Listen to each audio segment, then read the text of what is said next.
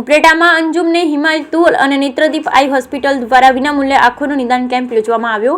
રાજકોટ જિલ્લા ઉપલેટા શહેરમાં છેલ્લા 24 વર્ષથી નિદાન કેમ્પનું આયોજન કરી રહેલ અંજુમને હિમાયતુલ દ્વારા આજરોજ ઉપલેટા શહેર અને તાલુકાના તમામ આંખોના દર્દીઓ માટે નેત્રદીપ આઈ હોસ્પિટલના સહયોગથી વિનામૂલ્યે આંખોના નિદાન કેમ્પનું આયોજન કરવામાં આવ્યું હતું। આ સંસ્થા દ્વારા રાજકોટથી ડોક્ટર સાપોડિયા સાહેબની ટીમ દ્વારા આ કેમ્પ ફક્ત નિદાન જ નહીં પણ સાથે સાથે દર્દીને જરૂર પડે આંખોના ઓપરેશન, મોતિયો, છારીના ઓપરેશન જેવી તમામ સુવિધાઓ સાથે દર્દીને આવવા જવાની સુવિધા અને રહેવાની સુવિધાઓ પૂરી પાડવામાં આવે છે। બ્યુરો રિપોર્ટ વિપુલ ધામેચા, ઉપલેટા।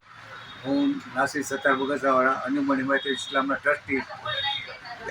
આજ રોજ અમારે એક કેમ્પ આંખનો કેમ્પ કરેલ છે। અંજુમન હિમાયતુલ ઇસ્લામ તેમજ નેત્રદીપ આઈ હોસ્પિટલ રાજકોટ ડૉક્ટર વસંત સાપોડિયા સાહેબના સંયુક્ત યુક્રમે કેમ્પ કરેલ છે। દર વર્ષે આ કેમ્પ કરીએ છીએ। આ અમારો 24મો કેમ્પ હતો।